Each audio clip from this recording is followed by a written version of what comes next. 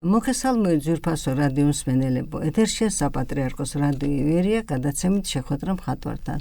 მინდა მოგახსენოთ, რომ სულ ახლა ხანს 16 ივნისს გიორგი ჩუბინაშვილის სახელობის ქართული ხელოვნების ისტორიისა და ძეგლთა დაცვის ეროვნული კვლევით ცენტრში მოეწყო მხატვარ ნოდარ აფციაურის პერსონალური საიუბილეო გამოფენა და ამავე დროს ამ გამოფენაზე მოეწყო მისი წიგნის პრეზენტაცია, სადაც შესული იყო მისი როგორც ფერწერული, ისე გრაფიკული ნამუშევრები და გამოფენაზეც ასევე წარმოდგენილი იყო მისი დიდი ხნის მანძილზე შექმნილი ნამუშევრები.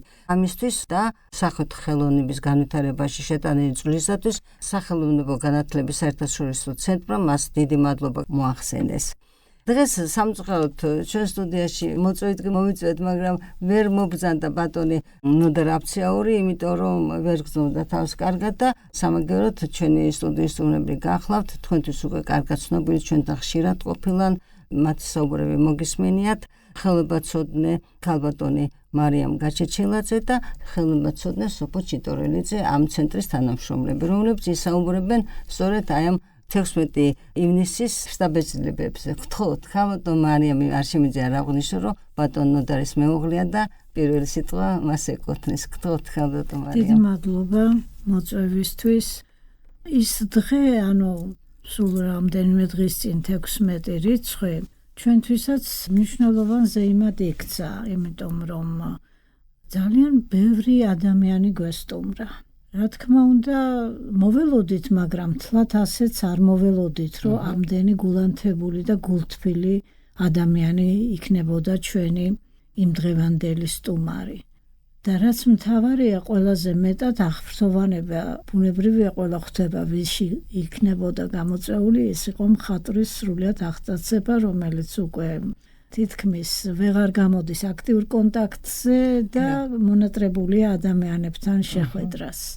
აქ იყვნენ მისი კოლეგები, მხატვრები, იყვნენ დილის გაზეთის თანამშრომლები, იყო ვეტერანთა საბჭოს თავმჯდომარე, იმიტომ რომ ბატონი ნოდარი იყო აფხაზეთის ომის მონაწილე და ძალიან კარგი შტაბ-ბეჭდილება დატოვა ამ ჩვენთან სტუმრობამ ვეტერანების თავმჯდომარისა. ისიც იქ გაეცნო ბატონ ნოდარს ამ შეხვედრისას და აღფრთოვანდა სრულიად როგორც გამოფენით, ასევე წიგნით.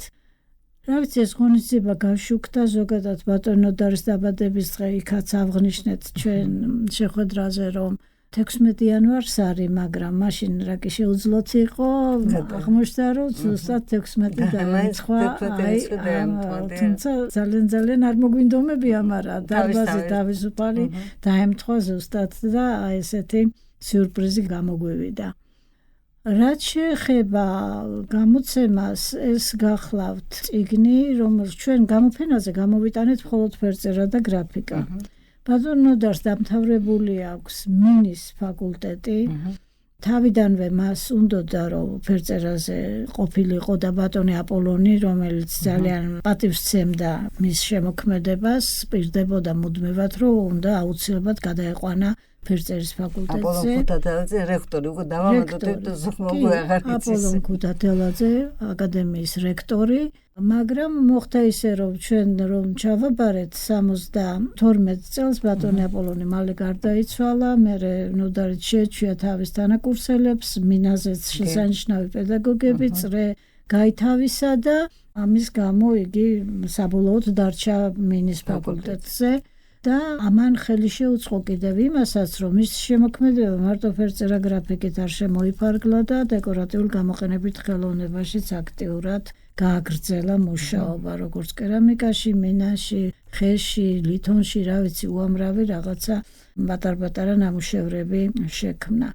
რაც შეეხება წიგნს, ჩვენ ამ წიგნს დავარქვით სახელად თბილისელი მხატვარი ნოდარ აფციაური, იმიტომ რომ ბატონ ნოდარ ძალიან აქტიურად ხატავდა თბილისის პეიზაჟებს და ქალაქის მერიას ეს ძალიან მისაღებ მხატვრად მიიჩნია და კიდევაც მოხდა ამ წიგნის საფინანსება. წიგნის ავტორები გახლავთ სოფიო ჩიტორელიძე, მარინა მეძმარიაშვილი და სამსონ ლეჟავა, რომლებიც ეს სამივენი ჩუბინაშვილის ცენტრის თანამშრომლები არიან. წიგნის შესახებ სოფო უფრო დაწვრილებით გესაუბრებათ. მაგრამ სანამ სოფოს გადავცემდე ციტყვით მე შევესწარი, როდესაც თქვენ გამომცემლობაში მუშაობდით ამ წიგნზე, ქალბატონ მარიამ და როგორ უდუნებით აკეთებდით ყველაფერს, როგორ ამზადებდით ტექსტი, ხან ეს ილუსტრაციები და დიდი შრომა გაქვთ თამაში ჩადებული და აი ციტყვი რასაკვირველია, ასეც უნდა იყოს, მაგრამ თქვენი მეუღლე ბედნიერია, რომ ასეთი კაი მეუღლე ყავს და ასეთი გულმონდომები და ასეთი დიდი სიყვარულით შექმნით ეს წიგნი.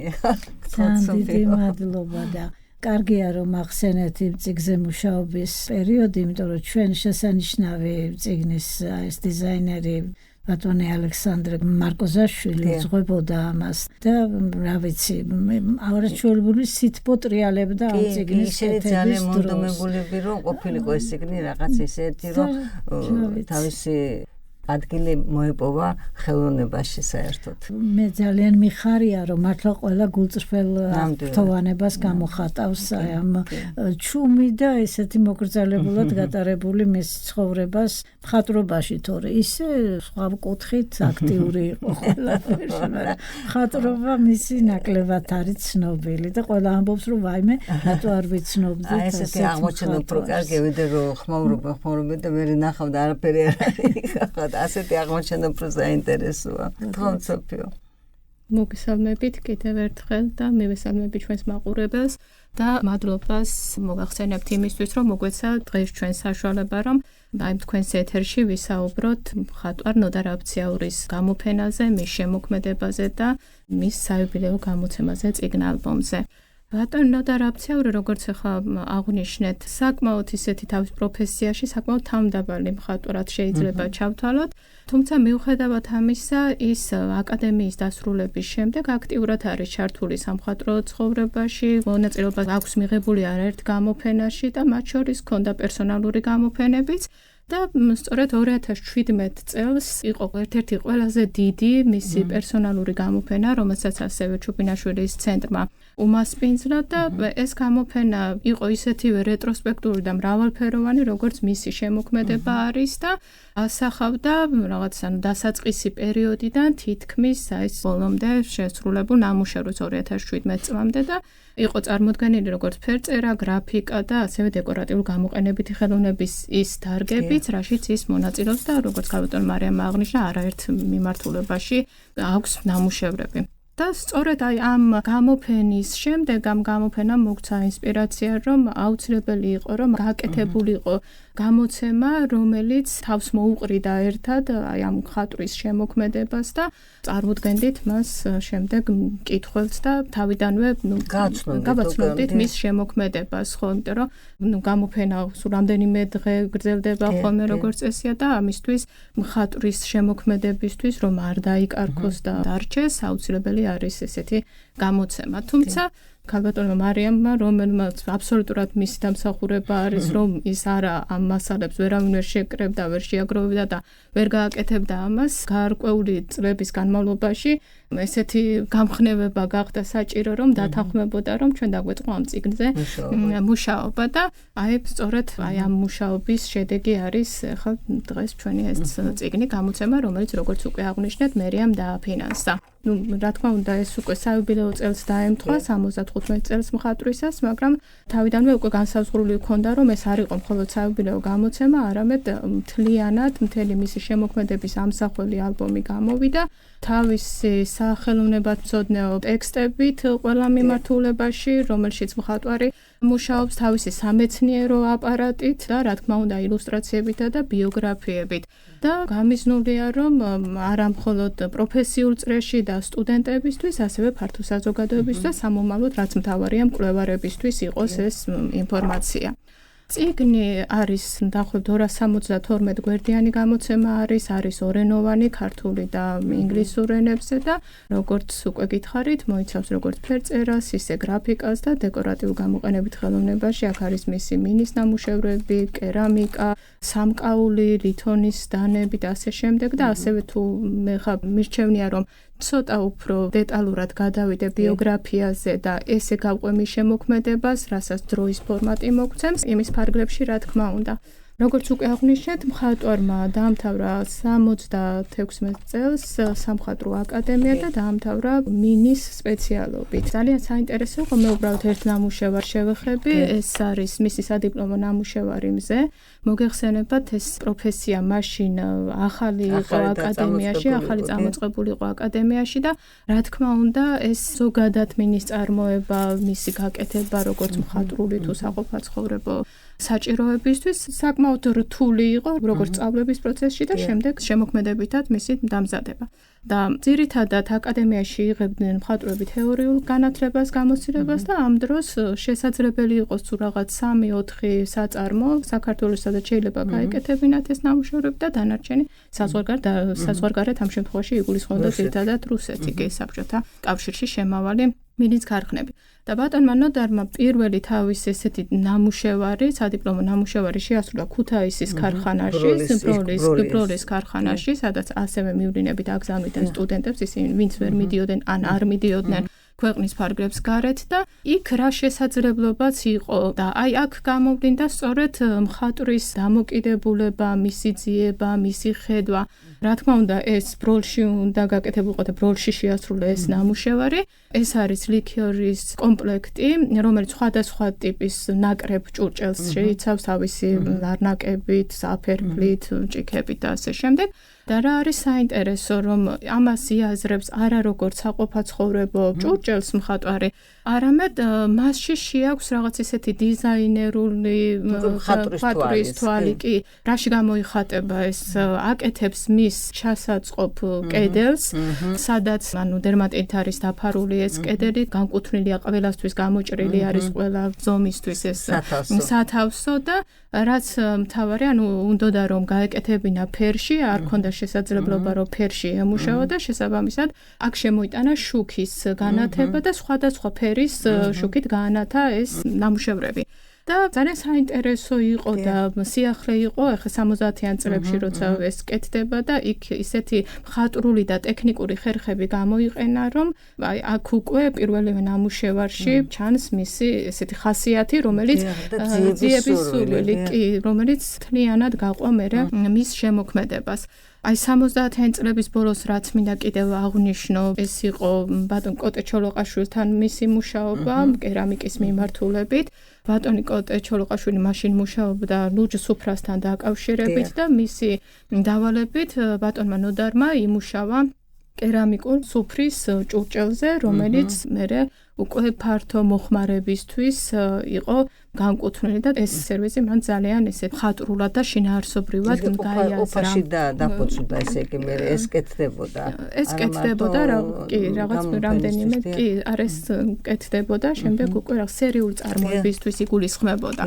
ეხლა ძალიან რომ არ გამიგრძელდეს, ძალიან საინტერესო არის მისი კოლაჟები, მუშაობს ვიტრაჟში და აქაც როგორი არის მისი ვიტრაჟები. საერთოდ უჩვეულო მასალას მიმართავს, ეს არის მინის ბოთლები, რომლითაც აწყობს კომპოზიციას და სწორედ აქ სხვადასხვა ფერის ბოთლით და შუქჭრდილების და ზოგადად განათების კი ამის გამოცება გქონდა და სწორედ აი ეს კომპოზიციებიც რაღაც ესეთი განათების და შუქის და ფერის კონტრასტებზე და შერწყმაზე არის გაკეთებული. ასევე აქვს სამკაულები, როგორც ლითონის, სხვადასხვა ქვების და კერამიკის სამკაულების და ასე შემდეგ. ეს უფრო პროფესიული მიმართულება არის მისთვის და ის ფერწერა და გრაფიკა, რომელშიც უფრო მეტი იმუშავა პრინციპში მთელი თავისი შემოქმედების პერიოდში. ისეთივე მრავალფეროვანი არის ჟანრულად, მაგალითად ფერწერა თუ იქნება ეს თუ გრაფიკის მიმართულება და როგორც იუმორშიც არაჩვეულებრივი შარჟები გაკეთებული. მაგალითად აუცილებლად გამომაქვთ ყურადღებას, ახლა მოკლედ ვიტყვი. ყველაფერი ეხერხებოდა. ეხერხება. ძირითადი მიმართულებები მაგალითად ფერწერაში არაჩვეულებრივი პეიზაჟები აქვს თვითონ ესეთი თის ადამიანია და შესაბამისად გარდა თბილისის პეიზაჟებისა ძალიან დიდი ადგილი აქვს მის შემოქმედებაში აი ამ თის პეიზაჟებს, სადაც ის ექსპედიციაში არაერთხელ იყო და ადგილზე ასრულებდა ამ ნამუშევრებს. არ შეიძლება არ აღინიშნოს მისი პორტრეტები, ფერწერაში ძირთად ოჯახის წევრები იყვნენ მისი მოდელები. კი, და მე აი აუცილებლად უნდა აღინიშნოს აი ომში, აფხაზეთის ომში მისი მონაწილეობა პორტრეტთან დაკავშირებით ყველაზე უფრო მნიშვნელოვანი ესეთი დოკუმენტური მასალა ფაქტობრივად როგორც მის შემოქმედებაზე ზოგადად პიროვნულადაც ძალიან იმოქმედა მასზე აფხაზეთის ომში, რომელიც თვითონ იყო ამის მონაწილე, როგორც მხატვარი. თავისი სურვილით წავიდა ხო ქალბატონ მარიამ?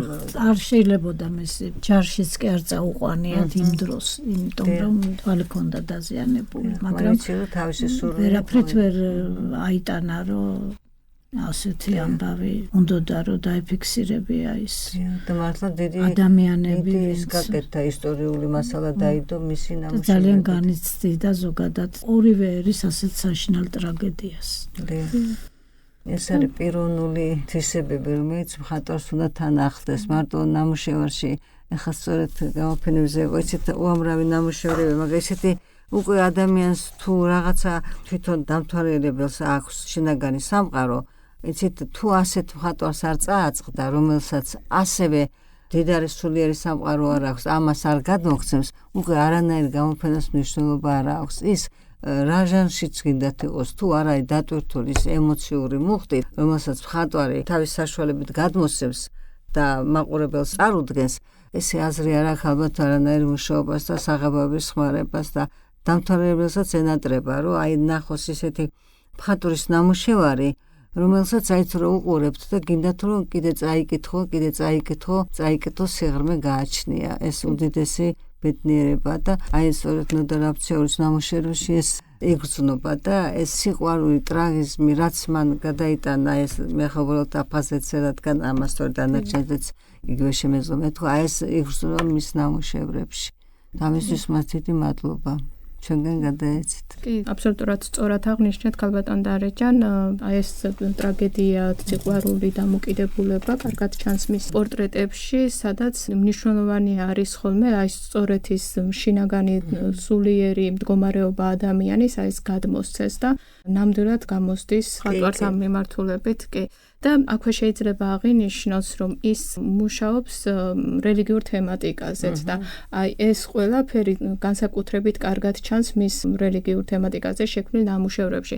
ძალიან საინტერესოა, იმიტომ რომ ძალიან ესეთი თითქოს ერთი შეხედვით არაკანონიკური თითქოს იკონოგრაფია არ მისდევს, მაგრამ აბსოლუტურად ესეთია კანონიკური, აბსოლუტურად შეგრძნებითად თუ ვიზუალურად ეს ნამუშევრები საოცარი ზუსტით აქვს შესრულებული მხატვარს და განსაკუთრებით აი ეს რელიგიური ნამუშევრები მის შემოქმედებაში ისენიც კი რომელიც ინტერპრეტაციით არის შესრულებული და შეიძლება სახელდობრივად არ იყოს რომელიმე ესეთი დასახელებით, მაგრამ ხო, სხვებს და მაგრამ მასში უკვე მაინც იკითხება მაგალითად დედაშვილი, ესეთი ნამუშევარია, ფერწერული ნამუშევარი, რომელიც აბსოლუტურად იძლევა ღვთისმშობლის და ყრმის ალუზიას და თანამედროვე ეს იგი ხატის გააზრებათაც შეიძლება მივიჩნიოთ აი ეს ნამუშევარი და რა ვიცი რამდენიმე ნამუშევარი შეიძლება ახლა ესე დავასახელოთ და ვისაუბროთ მასეც.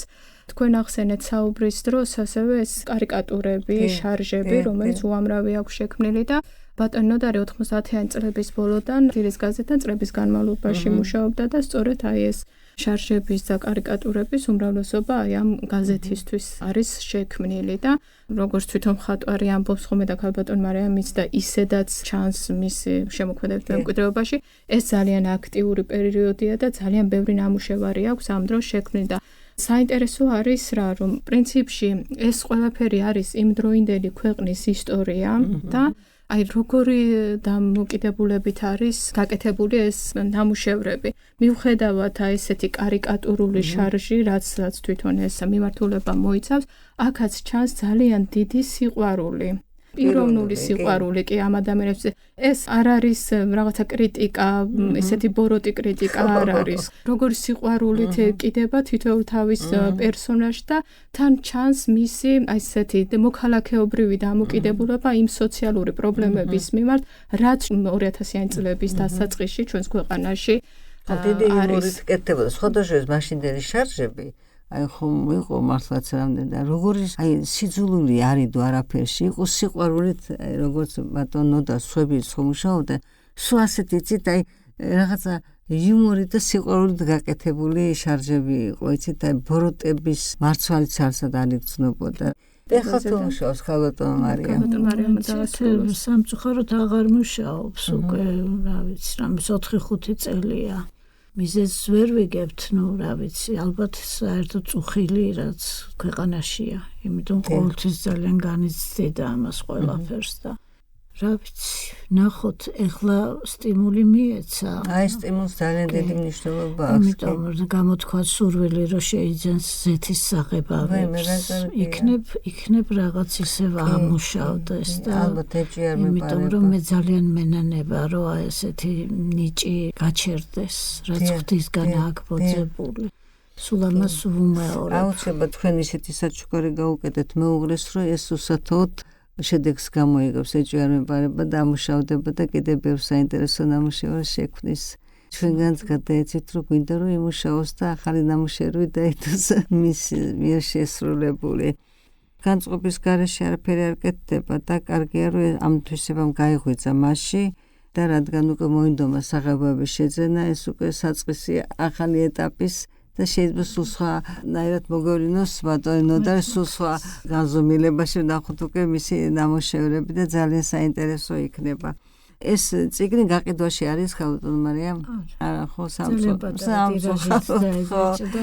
მაგისთვისაც უღრმესი მადლობა ქალაქის მერიას და ჩემს სოფოს იმიტომ რომ აი ძალიან იშრომა რომ აი იყო რომ გაყიდვაში ყოფილიყო რომ ესეთი უკვე კარგად შექმნილი წიგნი უფრო გაეცნობოდნენ რას ვიზავთ ესეც ის არის რომ ბიბლიოთეკებში ხომ არის ბიბლიოთეკებში იქნება ბიბლიოთეკა დაინტერესებული ჩვენი მსმენელს შეუძლია ბიბლიოთეკებში მოითხოვოს თბილისელი მხატვარი ნოდა რავციური ასე ქვია წიგნს ორენოვანია ქართული ინგლისური და უფრო მეტად ნახავს მის ნამუშევრებს ბევრ რამეს გაიგებს ბიოგრაფიული ცხოვრებიდანაც არის აქ ბევრი რამე მოცემული და როგორც სოფომ თქვა ყოველ მხრივ აქ ნამუშევრები მინა კერამიკა ხე რა ვიცი ფერწერა და გრაფიკა ხო არის და ხანდაკება და ყველაფერი და მე მგონი ჩვენი მსმენელი ვინც გვისმენს დაინტერესდება და ნახავს უსათოდ ამის საშუალებას გამონახავს მე კიდე მინდა ძალიან დიდი მადლობა გადაგიხადოთ ხალბატონო მარიამ და ჩემო ძვირფასო სოფო რომ მობრძანდით